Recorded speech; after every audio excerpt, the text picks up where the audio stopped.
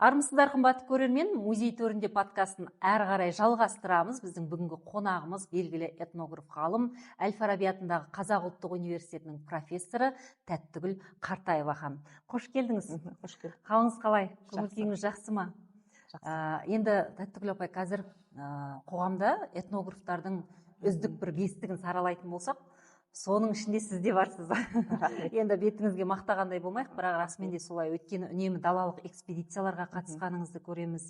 Мына ел ішіндегі қазыналы қарттардың айтқан сөздерін, салт дәстүр жөн жоралғыларын кәдімгідей дерек ретінде ғылым тіліне айналдырып жүргенде өзіңіз.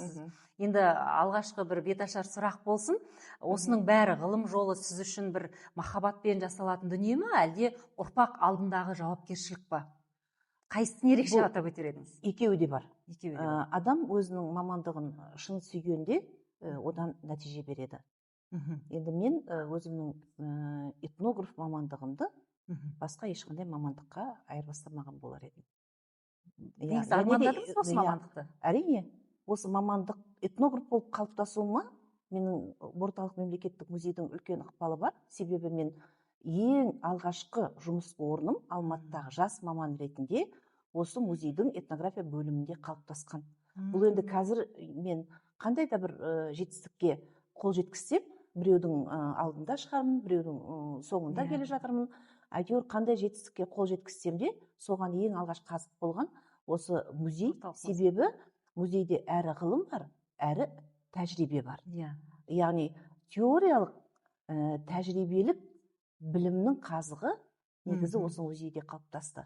Себебі музейде өзіңе дерек болатын, саған заттай дерек бар. Ал енді ол заттай деректі ғылым тілінде сөйлетіп, оған ғылыми интерпретация жасау үшін, әрине оған саған ғылыми дайындық керек. Ал енді ғылыми дайындықта ол әрі білім, әрі шыңдалатын этнограф үшін далалық мектеп керек. Қолмен ұстап, кәдімгі жүрекпен сезінетін экспонат бар. Көптеген мысалы ғылымның салалары бар, кабинетте шыңдалады. Ал енді этнографтың шыңдалатын орны ол әрине далалық мектеп. Ел ішінде көптеген салт дәстүрлер бұрмаланып жатыр деген дүниелерді әсіресе сіздің сұхбаттарыңызды жиі оқимыз. Ол дұрыс. Жалпы біздің мына ұлттық құндылықтарымыздың, отбасылық дәстүрлеріміздің бұзылуы, бұрмалануы 20 ғасырдың орта кезінен басталады. Ол дәл қазір емес. 20 ғасырдың ортасынан, мысалы, беташарды алайық. Беташар қазір ЮНЕСКО-ға енген материалдық емес мәдениет мұрасы бағынан ЮНЕСКО-дағы ескерткіш. Яғни ол рухани мұра ескерткіші. Біз ескерткіш десек қолға ұстайтын бір зат деп қана түсінбеуіміз керек, немесе көзімізге көрініп тұрған бір зат деп түсінбеуіміз керек. Ескерткіштің классификациясы қазір кең. Рухани мұра ескерткіштері бар. Ауыз әдебиетінің үлгілері бар, оларда ескерткіш деп айтамыз.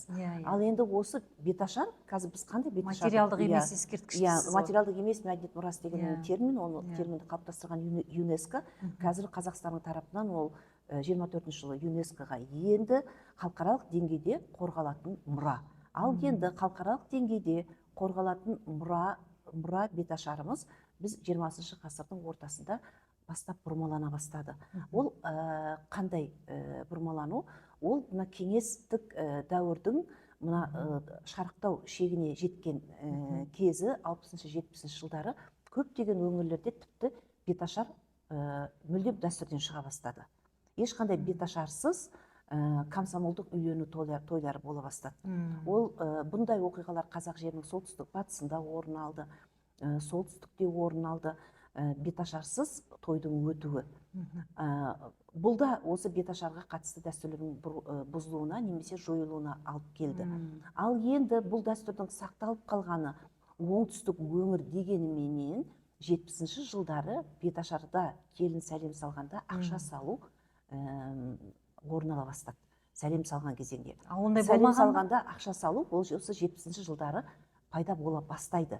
Ал енді осы ақша салудың кең таралып кеткені соншама, қазір тіпті күресу қиын. Ал енді осы күнгі көріп жүрген осы күнгі адамдар байырдан бері солай болуы мүмкін деп ойлайды. Ал енді байырғы кезеңде біз ғалым ретінде біз енді жазба дерекке сүйенеміз, ауызша дерекпен негіздейміз, оның түп тамырын тереңнен қазамыз. Ал тарихи дәуірлерде қалай болған беташар?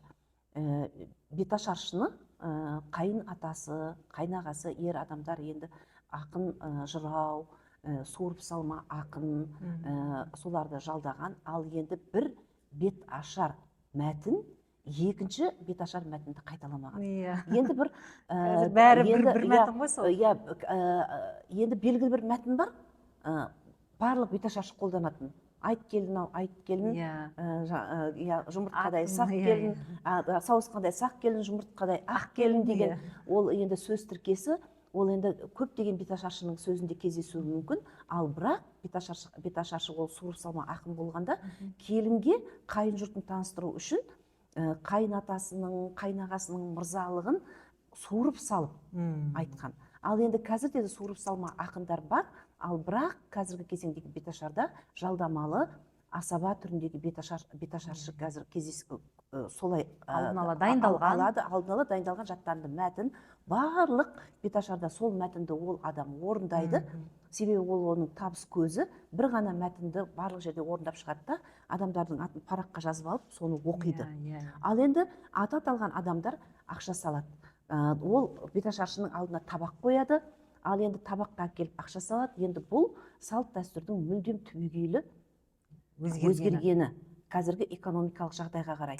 Ал енді байырғы кезеңде беташар болған, оның дәстүрлі сипатында беташарға келе жатырған оның абысындары, қайнағаларының барлығы келіннің сәлем салатынын біледі. Себебі бет ашу деген сөз ол келінді қайын жұртына өлең жырмен таныстыру ғой, фольклормен таныстыру. Ал енді сәлем салатыны айдан анық, сәлем салуға ол өзінің келінге деген сыйлығын ала келеді. Абысындар арнайы алдын ала сақина соқтырған.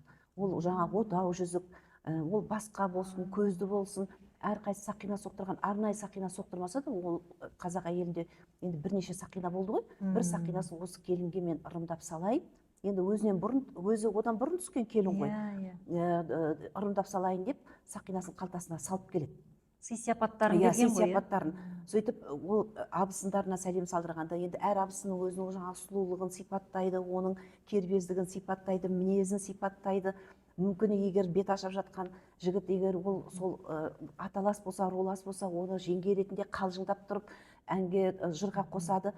Абысын тіпті ырза болса, алдын ала дайындап келген сақинасын да береді келінге. Сәлемді қайта салдырса, тіпті қолындағы сақинасын шешіп беруі мүмкін. Ал енді мәрттігіне қарай дейсіз. Содан кейін беташаршы жігітке де, мынаны келіншегің ала бар, қарындасың ала бер деп, беташаршы жігіттің де қалтасына сақина салып жібереді абысындар. Сосын көйлек орамал, оны да ала келеді.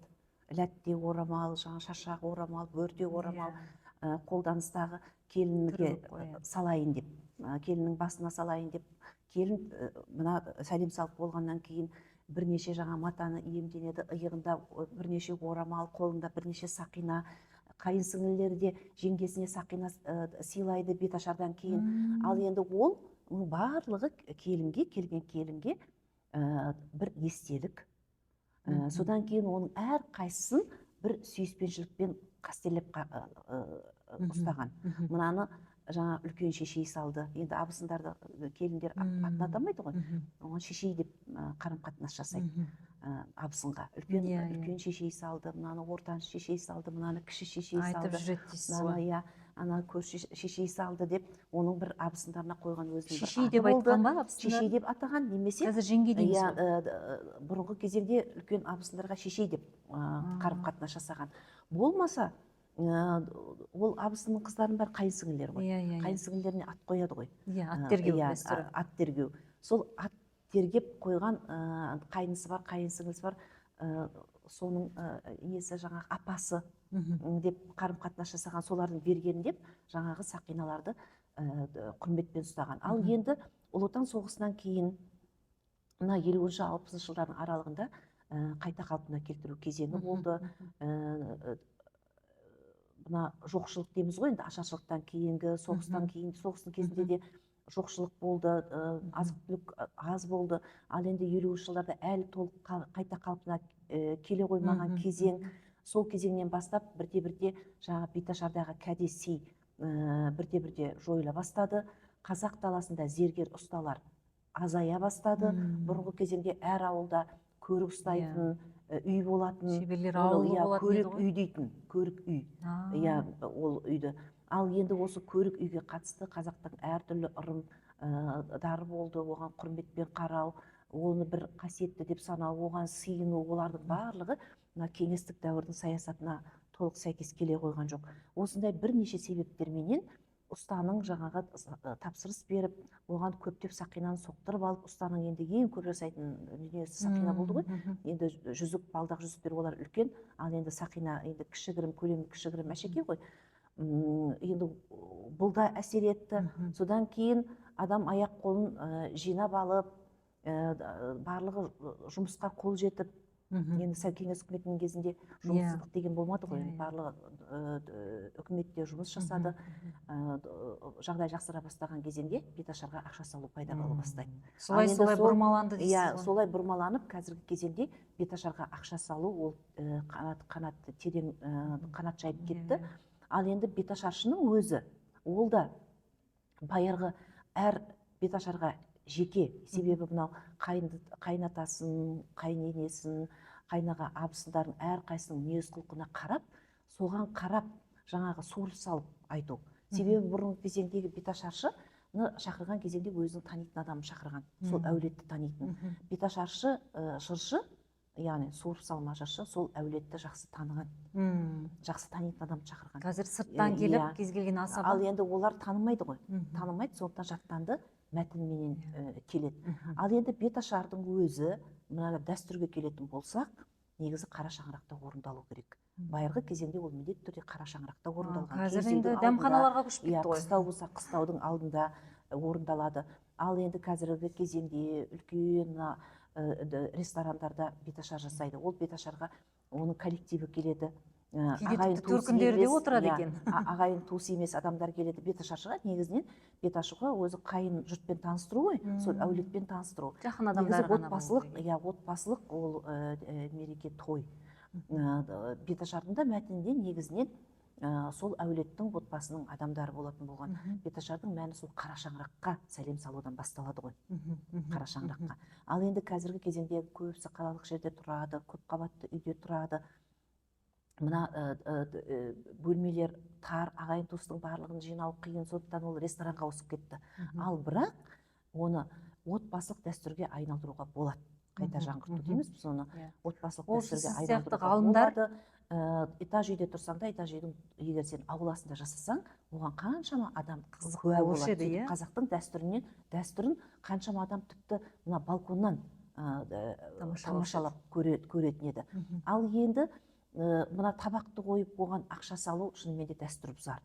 Ал одан да бас тартып, қазір күміс көп. Әшекей көп қой, дайын орамалдар да көп. Соның да алып келсең, келін сәлем салып болғаннан кейін мынау менің сыйым, менің бергенімді тартып жүр деп екі иығына орамалды жауып тастасақ, екі жаңағы қолына сақина әшекейді берсек, қандай жарасымды, соның барлығын ол ана қайынсіңлім берген, мына қайынәпкем берген, мына абысын берген деп осылай ұстап жүрер еді. Ал енді ер адамдар не берді? Ер адамдар мал атады. Ер адамдар мал атады. Бұрынғы кезеңде оның енді қайнатасының мырзалығын әбден жырға қосқан кезеңде оның астына ат мінгізіп жіберген. Себебі ол сол әулеттің өзінің бұрыннан сыйласатын адамы болған. Ал енді қазір мына жалдамалы адамдар келеді. Маркетингтік әдіске айналдырып алыппыз ғой, солай. Енді мына жойылып кеткенде отбасылық дәстүрлер бар, жойылып кетіп жатырған. Ал енді жойылып кету қаупіндегі дәстүр ол біздің мына тұсаукесердегі алажып танымы. Қазіргі тұсаукесер, біз қандай тұсаукесерді көріп жүрміз? Баланың міндетті түрде 1 жасқа келгенін күтеміз. Қазақ халқында баланың аяғы қай кезде шығады, сол кезде оның тұсауын кескен. Ол 7 ай болуы мүмкін, 8 ай болуы мүмкін, 1,5 жас болуы мүмкін. тіпті 1 жас 8 ай болуы мүмкін. Баланың аяғы өздігінен шығып жүруге талпына бастаған кезеңде оны ала жіппен кескен. Ал енді ала жіп деген сөз ол әр түрлі жіп деген мағынаны білдіреді. Ол тек қана қойдың жүнінен есілген жіп. Ал енді қазақтар жіпті әртүрлі неден малдың жүнінен жасады ғой. Мысалы түйенің жүнінен шуда деген жіп жасады. Шуда жіп дейді. Шуда жіпті кәдімгі тігінге пайдаланған. Сабаның жиегін тігуге, мына алашаның біріктіруге, бірнеше тін алашаны бір үлкен алашағы біріктіруге шуда жіпті пайдаланады. Ал енді шуда жіп ол тұсаукесерге жарамайды, себебі ол баланың аяғына жұмсақ болмайды. Ал енді баланың аяғына жұмсақ болу үшін қойдың жүнінен есет оны да ескерген, иә. Ол енді тек қара ала емес, мүмкін қызыл жасыл, әртүрлі түстен болғаннан кейін ол ала жіп деп аталған. Баланың көзі ала жіпке түссін деп жіпке түрлі нелер, жаңағы жылтырақтар, әшекейлер, тиындар таққан. Ал енді баланың қазіргі кезеңде тіпті журналистер сенен сұрайды, баланың тұсауын этнограф ғалымсыз ғой, алдыңғы жағынан кескен ба, арт жағынан келіп кескен ба деп, мен айтамын, бұндай сұрақ болмау да керек тіпті. Бала бұндай сұрақ болмау керек. Әрине, ол тұсауды кесуге мына аяқ қолы жеңіл, жолы жеңіл, сондай адамды таңдады ғой ырымда. Ал енді ол адам бала тұсау кескен кезеңде қадамың құтты болсын, жаңа тай балам, қадамыңды бас балам деп баламен тілдеседі. Ал енді тілдескен кезеңде баламен сөйлесу ғой ол. Бала кіммен сөйлесіп тұр? Соны көру керек. Ал енді ала жіппен кескен кезеңде баланың көзі ол әртүрлі болғаннан кейін баланың көзі жіпке түседі. Баланың көзі жіпке түседі, біреудің ала жібін аттама деген тәрбиені береді қадамын басқаннан. Біреудің ала жібін аттама деген сөз ол біреуге қиянат жасама, біреуге жамандық жасама, біреуге кесірің тимесін, соның барлығы жатыр. Ол тек біреудің затын алма деген емес, барлығы жатыр. Ол ұлттық тәрбиені бала аяғын қадамын басқаннан ұлттық тәрбиені ала жіпке қарайды, біреудің ала жібін аттама деген тәрбие түйсік, оның көзінің түсу арқылы оның миына санасына кіріп, сол миында оның қалады ұлттық тәрбие. Ал енді сол отбасылық ұлттық құндылықты біз қазір үлкен шоуға айналдырып алдық.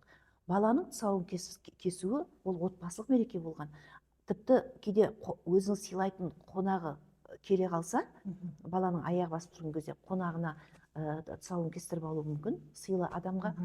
Болмаса, арнайы сол ауылдан өздерінің отбасына сыйлы адамды шақырып, оның тұсауын кестірген. Ал қазіргі кезеңде жалдамалы мүлдем сол әулетке қатысы жоқ адамдар келіп тұсау кеседі.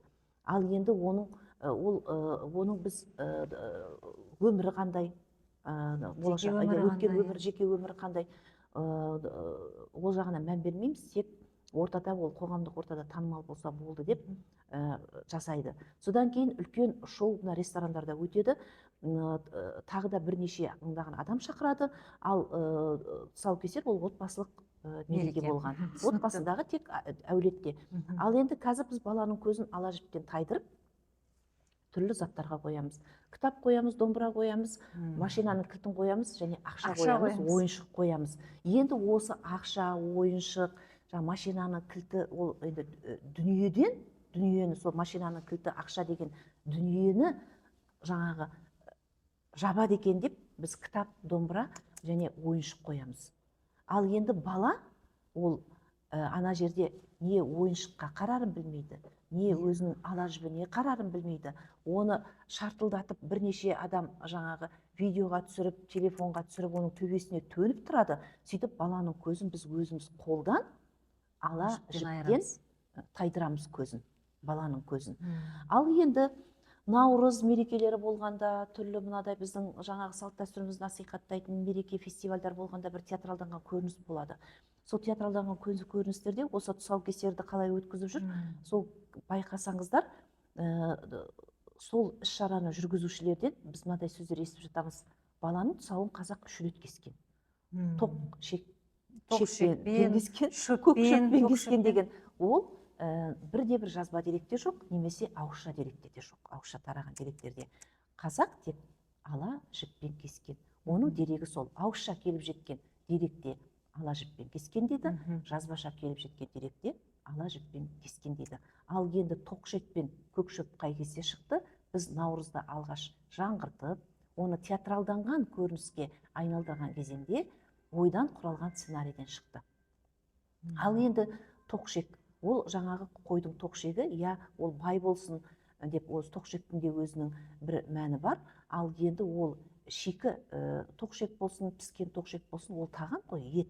Ал ол енді баланың аяғында қалай байланып жүреді? Ол баланың аяғында байланып жүру керек. Оның мәнісі өздігіне түсіп қалу керек. Бала басқан кезеңде ана жылтырақтар сылдырлау керек. Ол аяғын жаңа сылдырлаған сайын басқысы келу керек.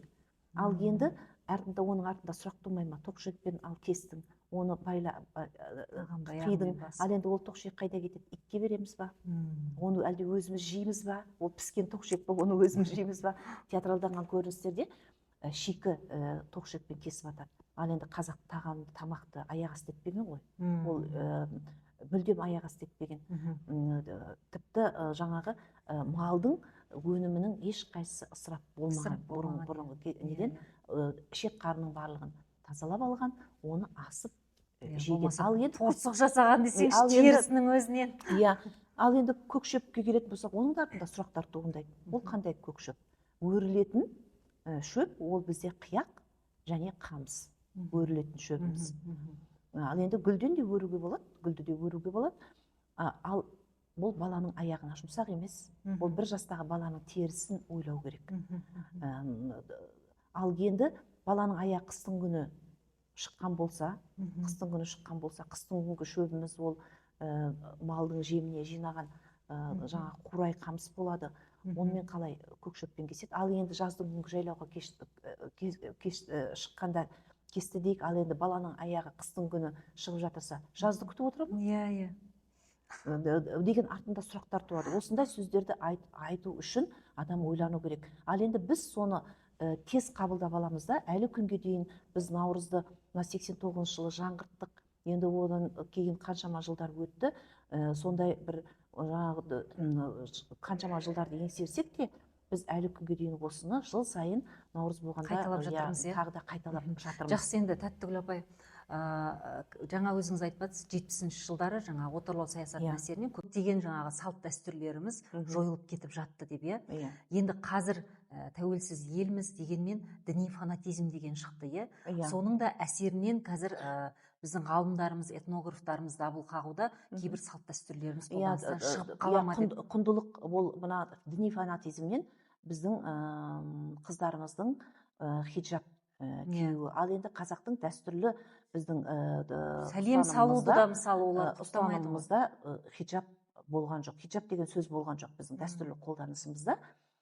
Хиджабқа қарсы пікір айтсаң, кимешек болды ғой дейді. Ал енді кимешек ол жастық ерекшелікті білдіретін, қазақтың бас киімі, жастық ерекшелікті білдіретін.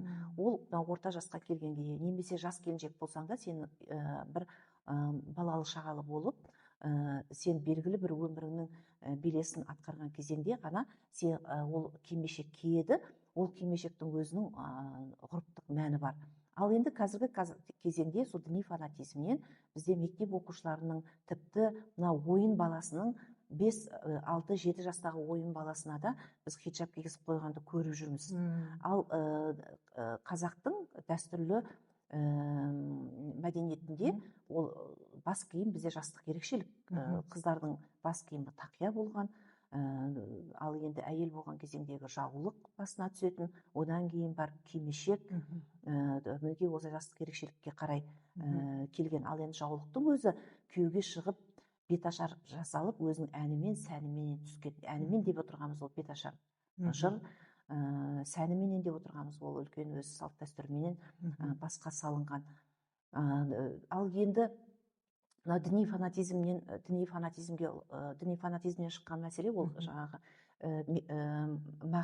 махр деген сөзде біздің дәстүрлі қолданысымызда болған жоқ. Біздің фольклорлық мұрамыздың өзі 100 томдық бабалар сөзі. Сол 100 томдық бабалар сөзімізде қаншама лира эпостық жырлар бар.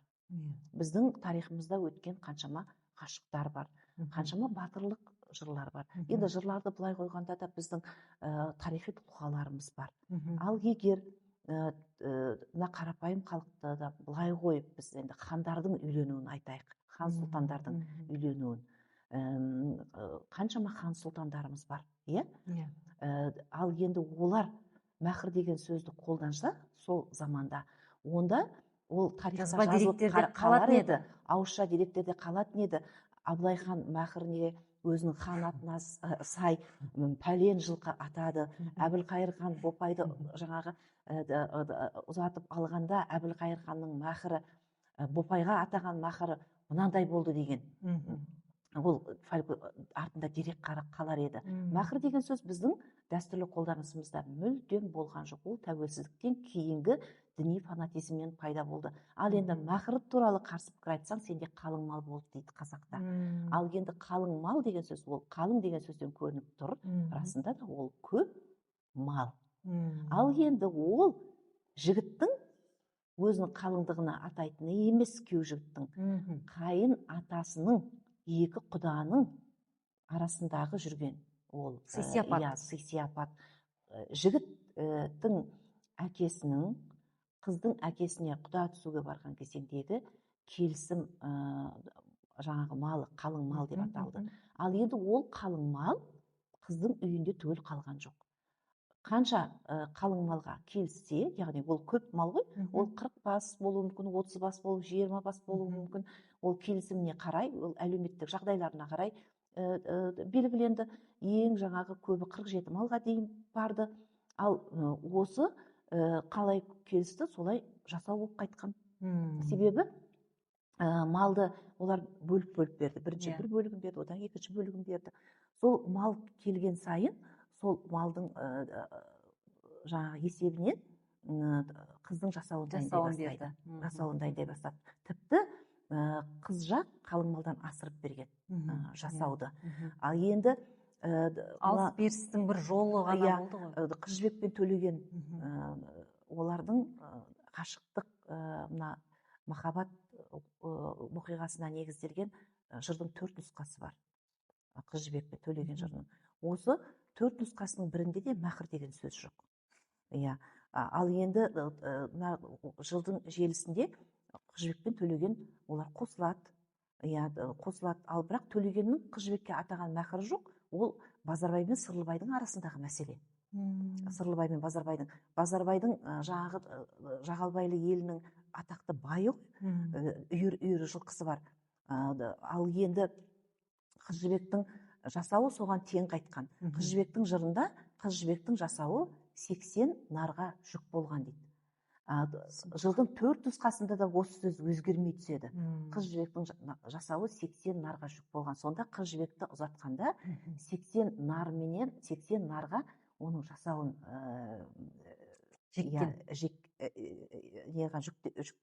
артқан деп айтуға болады. Ал енді Төлеген қаза тапқаннан кейін Қыз Жібек жесір қалады. Сонда Қыз Жібектің Төлегеннің артынан жаңағы Сансызбайды күтеді ғой. Сансызбайды күткен кезеңде мынадай айтатын жаңағы сөзі бар. Әуелі бас қосқаным Жағалбайлы, жылқысын көптігінен баға алмайды дейді Қыз Жібек. Сонда бұл оқиғада ана жырдың 4 нұсқасында да кездеседі. Әуелі бас қосқаным Жағалбайлы, жылқысын көптігінен баға алмайды деген. Енді одан да басқа біздің қаншама мына ғашықтар бар. Ал енді біздің батырлар деген қоғамда ықпалы өте мықты болған. Батырлардың сөзі ханға да өтімді болған. Батырлардың сөзі кез келген би сұлтанға да өтімді болған. Сосын батырлардың ешқайсысы мынау жаяу болмаған. Яғни олардың ықпалы мықты болған. Тіпті тойларда атақты батырларға арнайы киіз үй тіккен. Сонда батырларымыздың, біздің қаншама батырлық жырларымызда батырлардың ғашығы бар. Қобландының ғашығы, Алпамыстың ғашығы, Қамбар батырдың ғашығы. Ал енді осылардың жаңағы жырында оның ғашығына атаған мәһірі мынадай деген текст жоқ. Ол қалың мал деген ол мына құдалардың арасындағы жүретін кәде. Екі жастың арасында емес. Тіпті мынау екі жас неке қиғанда, неке қиған кезеңде енді әке шешелері қатысып отырады ғой. Иә, иә. Сол әке шешелерінің көзінше күйеу жігіттің мәһірге пәлен атаймын деуі, немесе қыздың менің мәһіріме пәлен берсін Бер деуі, деген. ол қазақтың дәстүрлі этикетіне жат нәрсе, мүлдем. Иә. Тіпті мынау неке қиюда қыздың өзі келісемін деген сөзді дауыстап айту қазақтың дәстүрлі этикетіне жат болып, қыз басын салбыратып, көзін төмен қаратқан. Басын салбыратып, қыз төмен қаратса, ол келісемін, иә деген сөзді ишаратпен білдіру болған. Қайын сіңлісінің орнына жеңгесі жауап берген. Біздің Бикеш келісті деген. Ал сіз мәһірді айтасыз дейсіз ғой. Ал енді қазір не істейміз? Біз мешітке кіргіземіз. Молда қарама қарсы отырады. Ол молда Не сұрайсың мәһірге? Мәһірге не сұрайсың дейді. Қалыңдық көз бақырайып, молдаға тік қарап, қымбат кроссовер сұрайсыз ғой. тік қарап мәһірге пәлен берсін дейді. Күйеу жігіт, иә мен оны алып берем дейді. Ата-анасы оған қарап тұрады. Мінекей дәстүр деген қалай бізде бұзылып жатыр. Сосын оның үстіне енді бұл мәһір неке қиюмен байланысты ғой. Неке қию дәстүрі байырғы қазақ қоғамында қыздың ұзату тойының үстінде өткен. Ал енді қазір неке қию түбегейлі өзгеріске түсіп, отбасылық ғұрыптан мешітте орындалатын ғұрыпқа ауысып кетті. Ал енді отбасылық ғұрып ретінде сақтап отырған өңірлер бар. Әлде бар дейсіз ғой. Әрине бар. Енді неке қиюдың, қыз ұзату тойының ажырамас бір бөлігі болғандығын жазба деректер айғақтайды. 19 ғасырдағы жазба деректер, оған дейінгі жазба деректер осының дәлелі. Жаңа Қыз жібек төлегеннің жыры осыған дәлелі. Қыз жібек төлегеннің жаңа некесі Сырлыбайдың ауылында қиылады ғой. Сырлыбайдың ауылында қиылады. Ал енді байырғы кезеңде дәл солай болған. Оны тіпті алысқа бармай-ақ 20 ғасырдың ортасында жазылған Абай жолы романын алатын болсақ, Абай жолының енді алғашқы романы 1940 жылы Абай деген атпен шықты ғой. Одан кейін Абай жолы деген атпен шықты. Ал енді ол осы екі нұсқасында да Абайдың алғашқы үйлену тойы өте керемет. Бүкіл салт дәстүр қалай өтті, солай мына тасқа таңба басқандай суреттеледі. Ал енді сол суреттеу 19 ғасырдың кәдімгі қолжазба деректерінде әрмен қарай қазатын болсақ, ол сол орта ғасыр фольклорлық деректерде де бар. Абайдың Ділдаға үйлену, жаңа Ділданың ұзату тойы Алшынбайдың үйінде өтеді. Ұзату тойында Алшынбай үйіне молданы шақырады. Абай менен Ділданың некесін қию үшін. Ал енді Құнанбайдың сонда өзінің үйіне неке қиюға шамасы жоқ па? Немесе Құнанбайдың ықпалы жоқ па? Бірақ сол кезеңдегі дәстүр солай болды. Ал енді неке қиюдың, қыз ұзату тойындағы өтудің себебі қыздың әкенің батасымен ұзатылуында жатыр. Оның түпкі тамыры. Бұл отбасылық құндылық. Қыз ұзатылғаннан кейін мына балалы болғанша немесе мына есік ашу деген не бар? Есік ашу деген жоралғы бар. Соған келгенше қыз ол әкесін көрмейді, тіпті жақын ауылға кетсе де. Ал енді ол біраз уақытқа дейін әкесін көрмейді. Оның үстіне әкенің батасы, әкенің рөлі өте жоғары болған. Әке деген шаңырақтың иесі ғой. Әке деген асқар тау, шаңырақтың иесі. Әкенің батасымен ұзатылудың маңыздылығы осында жатыр. Әке өзі некесін, молданы шақырып, молдаға некесін қиғызған кезеңде молда неке батасын сұрайды. Некенің батасын кім береді? Қыздың әкесі береді некенің батасын. Сол батада, бата беру арқылы ол күйеу балаға қызын аманат етеді, күйеу балаға ақыл кеңес айтады. Күйеу балаға. Бұның мәнісі осында. Ол қыз ұзатылардан бір күн бұрын неке қию рәсімі болған. Ал неке қиылғаннан кейін барып қызды отау үйге, арнайы отау үйге апарған. Сонда кейін отау үйге барған кезеңде, апарған кезеңдегі мынау шаш сипатар, қол ұстатар деген рәсімдер сол неке қиюдан кейін өтеді. Ал енді ол рәсімдерді біз жойылтып алдық. Жаңағы шаш сипатар, қол ұстатар деген себебі қазір бәрі ашық, шаш сипауда, қол ұстауда некеге дейін орындалып жатыр. Ал енді тағы да өзгеріске енген нәрсе қыздың ұзатылу мерзімі. Неке қиылды ма бүгін? Ертеңнен қыз таңертең ұзатылған. Таңертең түске дейін қыз ұзатылып кеткен. Иә. Яғни күннің көтерілуімен Қазір ұзатылған. түнгі сағат 12-ні алып Иә. кетсек болды. Иә, біз қазір сол түбегейлі өзгертіп алдық. Таңертеңгі ұзатудан біз түнгі қарай ауыстырып алдық. Ал енді таңғы ұзату ертеңіне отау үйден шығарып, әкесінің батасыменен ұзатып жібереді, атқа мінгізіп қызды. Қазір енді көлікпен ұзатылады ғой, ал енді күн көтеріледі, қараңыздар. Тіпті далада бұлт болсын, жаңбыр жауып тұрсын, қар жауып тұрсын, бұлт болсын, ал бірақ бұлттың артында күн көтеріліп жатыр ғой. Сонда күн көтерілген кезеңде қызыңды сен ұзатасың. Екеуінің мына несі символикалық мәні өте жоғары. Қазақ қызды аймен күнге теңеген. Күнде айда ол жоғарғы әлемнің мына символы. Ол бізге байырғы көне символ. Ол анау шаманизммен де, зарастризммен де байланысты. Адамзат жаратылғаннан бері ай мен күн ол адамның жаңағы сыйынатын ол құдіретті күш. Сонда күн көтеріліп келе жатыр. Менің қызым қайда жүрсе де бетте болсын, күнмен бірге. Барған жерінде жылу сыйласын. Тілек бата жатыр дейсіз ғой, деген ырым жатыр.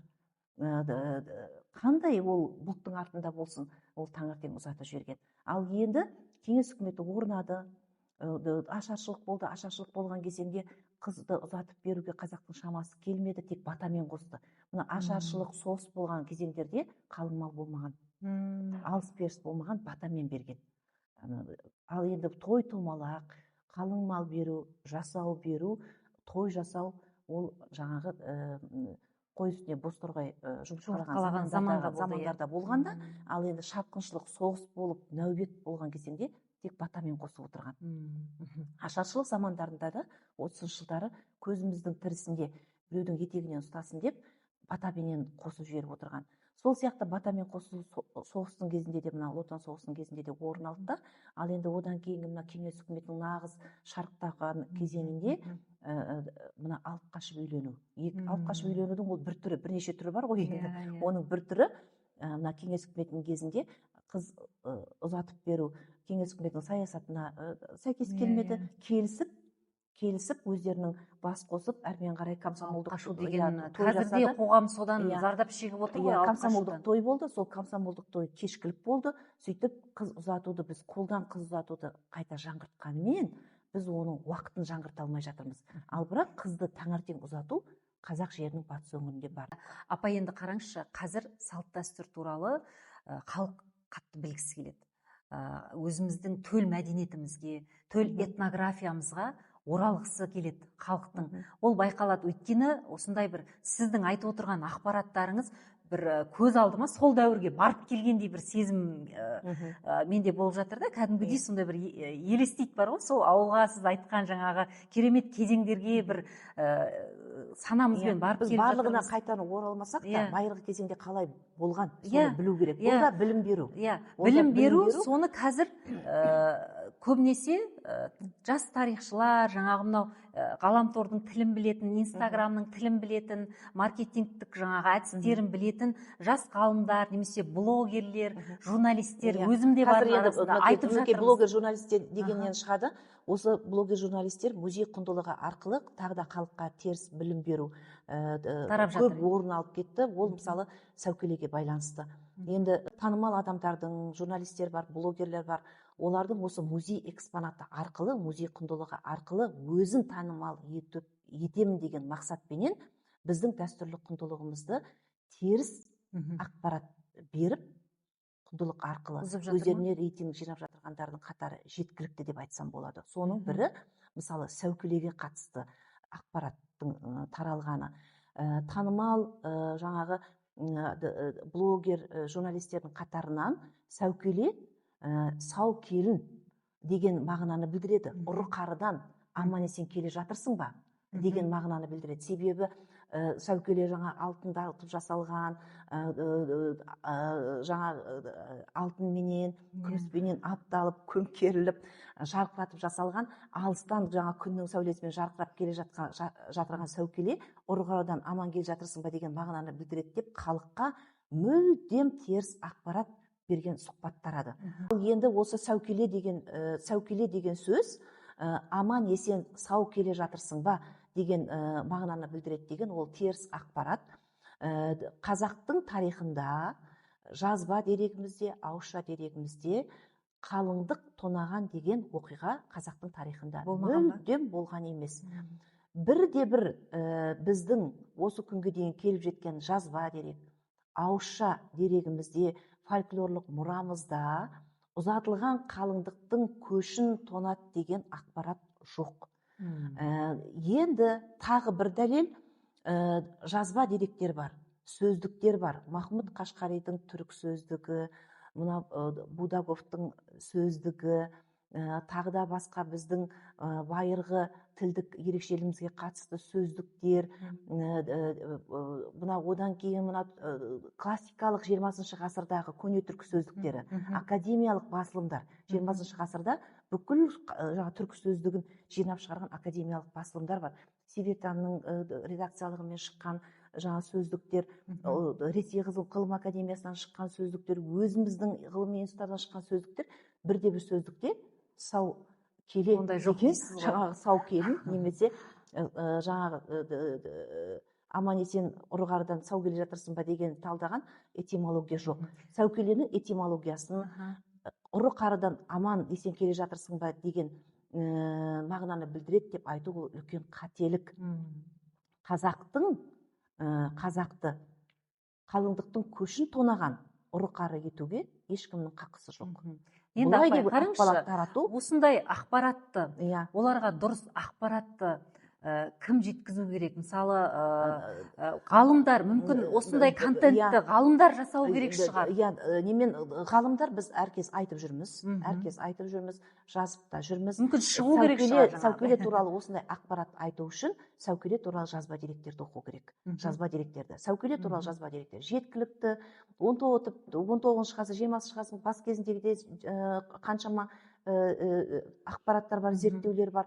Бірде біреуінде ол жаңағы ұры-қарыдан тонауынан аман келе жатырсың ба деген ақпарат жоқ, дерек жоқ. Ал енді қалыңдықтың көші ол қасиетті көш болған тіпті.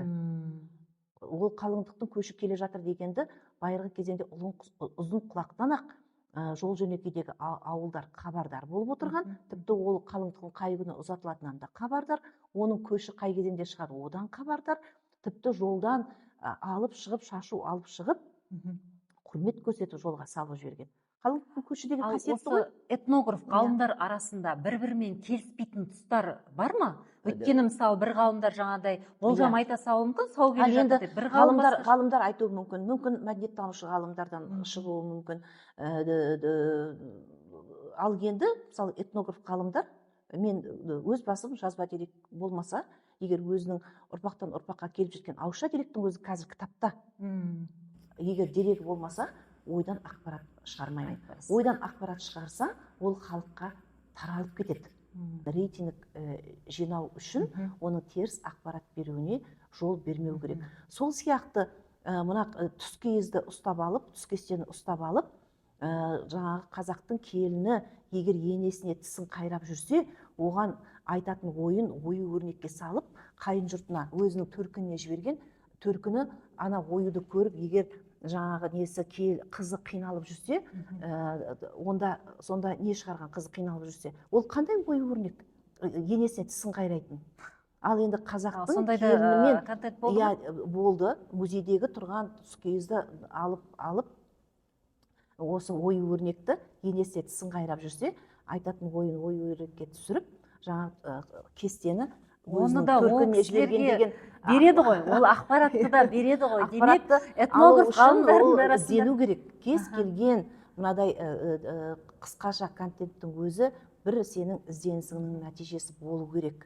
Ал енді қазақтың ою өрнегі жарайды, ол бұрынғы кезеңдегі сөйлесу тіл, айтатын ойдың коды, сөйлесу тілі дегенменен оның барлығының мән мағынасы өсіп өркендеу, тек жақсылыққа апарады. Ал енді тісің жаңа қайрап жүріп деген жамандық мақсаттағы біздің ою өрнегіміз жоқ. Ал ене менен келіннің арасында этикетте келіннің жаңағы бір белгі беру арқылы төркініне белгі жіберіп, енесіне жаңағы Құдағи оны енесіне талқыға салу, екеуінің арасында қарым қатынасты талқыға салу, ол қазақы дәстүр этикетке жат болған. Ал енді құдағай жүзікті, осы қызы жақсы болса, жақсы хабар келсе ғана құдағай жүзік тақты, қызы жаман болса құдағай жүзік тақпады, жаңа немен құдағай жүзік тақпаған, құдағай ұялсын деген қазақтың дәстүріне, мына танымына ол балта шабу, ол рухани вандализм. Енді апай қараңызшы, ол рухани вандализм деп айтамын мен оларды. Салт дәстүрді насихаттап жүргендердің қатарында өзім де бармын. Мен осы музейге жұмысқа келгелі бері маған ол тапсырма болып берілді, музейдің экспонатын насихаттау арқылы салт дәстүрді жеткіз деп. Бізде мына әлеуметтік желі қазір асығысқа түсіреді. Бір әлеуметтік желі арқылы мына музей қызметкерлерінің де рейтинг қуатын қазір саясатын көріп жүрміз. Әлеуметтік желі түсірем деп асығыс ақпарат береді. Ал асығыстық ол мына халыққа жан-жақты талқыдан, сүзгіден өткізіп, оны білмейтін адам дұрыс екен деп қабылдап алуы мүмкін. Ол рухани вандализм. Сонда сіздерге хабарласып, немесе сіз секілді басқа да этнографтарға хабарласып мүмкін. Осындай кеңесіп пішкен тон келте болмайды. Ал енді кеңеспегеннен біз қазір үлкен қасірет шегіп отырмыз. Ол мына күнтізбеде бір мысалы. Қараңыз, 12 мүшелге негізделген күнтізбеміздің бірі ұлу жылы. Ал осы ұлу жылын күнтізбені мүшелге негізделген 12 хайуанатқа негізделген мүшелді мұра ететін елдердің саны 40-тан астам. Сол елдердің барлығында ұлу жылында айдаһардың бейнесі тұрады. Дракон деген сөздің өзі орыс сөзі емес, ол грек сөзі, ежелгі антикалық сөз. Дракон деп отырғанымыз айдаһар қой, ал барлық халық, барлық мемлекет айдаһардың суретін көрсетеді. Тек қана қазақ халқы, қазір Қазақстан, біз жәндік ұлуды, судағы жәндік ұлуды көрсетіп жүрміз. Ол мына зоологиялық классификацияда ол моллюскаға жатады, моллюска тобына жатады, ол хайуанаттар тобына жатпайды. Жәндік моллюскалар тобына жатады. Ал біздің күнтізбеміз хайуанаттарға негізделген, 12 хайуанатқа негізделген күнтізбе. Ал енді оның әр қайсының зоологиялық класын талдайтын болсақ, 12 жануар, 12 типтің өкілі. 12 жануар бірін-бірін қайталамайды, әр қайсысы бір типтің өкілі. Біреуі кеміргіштер тобында, біреуі ашатұяқтылар тобында, біреуі жаңағы сүтқоректілер тобында деген сияқты әр қайсының өзінің жаңағы тобы бар. Ал енді ұлу жылын осы кеңес үкіметінің шарықтау шегінен енді біз қатты орыстанған саясат болды ғой бізде. Сол орыстанған саясаттың да бір жоғарғы шегі 80 жылдары болды да, сол мына Алматыдағы күнтізбе деген ескерткіш бар, ғылым академиясының қапталында тұрған. Сол күнтізбе ескерткішін салатын кезеңде оның архитекторлары орыстар болды, орыс ұлтының өкілдері. Ұлу дегенді орысшаға аударғанда жаңағы улитка деп шыққан. Улитка бір неден. Ал енді ұлудың бірнеше мағынасы бар ғой. Ұлу дегенді улитка деп шығады да, сөйтіп улитканың мүсінін салады. Содан әлі күнге дейін біз Қазақстан жаңағы улитканың мүсінін саламыз. Барлық елде айдаһардың мүсінін салады. Ал енді жазба деректерге сүйенсек, фольклорлық деректерге де сүйенсек, біздің де қазақ халқы, біздің ата-бабаларымыз ол жылды иесі айдаһар деп таныған. Айдаһардың қандай жануар екенін білген. Ол мифтік жануар. 12 хайуанаттың ішінде бір хайуанат бізде мифтік. Ол аузынан от шашқан, қанаты бар, оның қандай екенін білген. Ал енді қандай екенін білгендікте кейінде бізде ол ертегіде бар, жаңылтпашта бар, фольклорымызда бар. Ертегіде айдаһар. Ертегіде айдаһар. Неге ертегіде айдаһар? Ал күнтізбеде ұлу дейсіз ғой. Ол себебі ертегі кітап қой. Зоология деген кітап емес пе? Хайуанаттар туралы ертегі ол зоология деген кітап. Ал ол қазақтың баласына берілетін білім. Бала білімді дұрыс алу керек. Сондықтан ол ертегіде айдаһар. Ал енді жылға келген кезеңде ол айдаһарға қазақ ұлу деп ат қойған. Ұлу деген сөз ол эфемистік атау. Оны ғылымда эфемизм дейді, жанама атау. Себебі ол 12 хайуанаттың ішіндегі ең қаһарлысы. Сондықтан оған шендік ат қолданған. тотемдік ат қолданған, символдық ат қолданған. Ұлу деп отырғанымыз Айдаһардың символдық атауы, символдық тотемдік атауы. Қараңызшы, сонда улитка ол тікелей аудармасы ұлу емес па?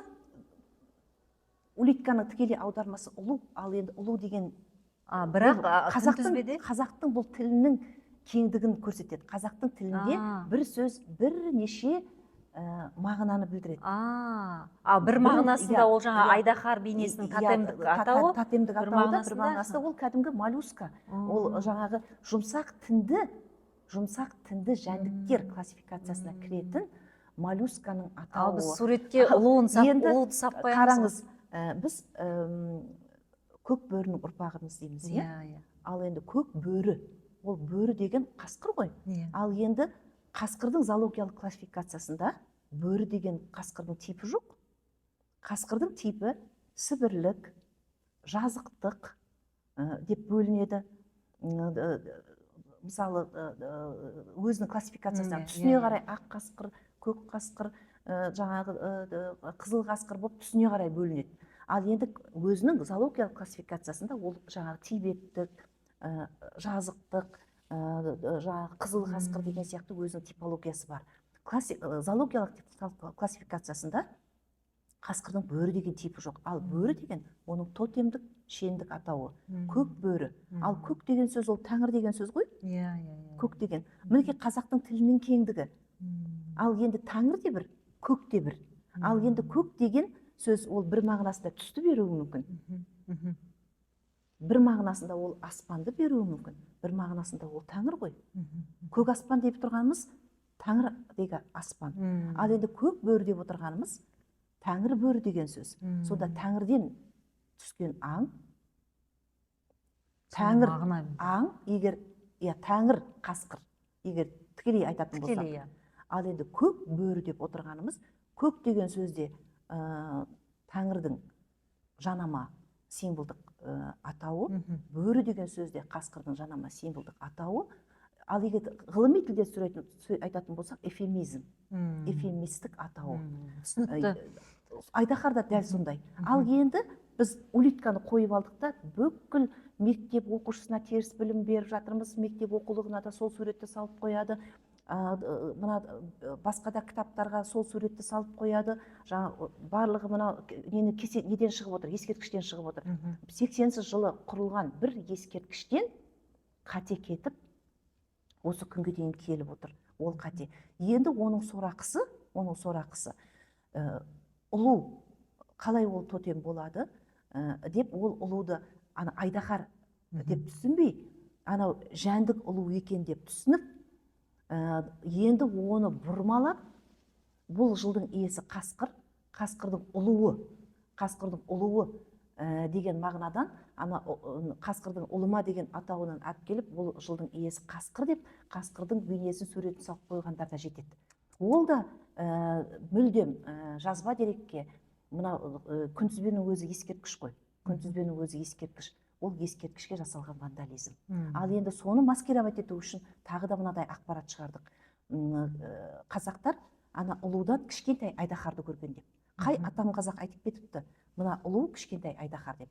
Оның жазба дерегі, ауызша дерегі жоқ.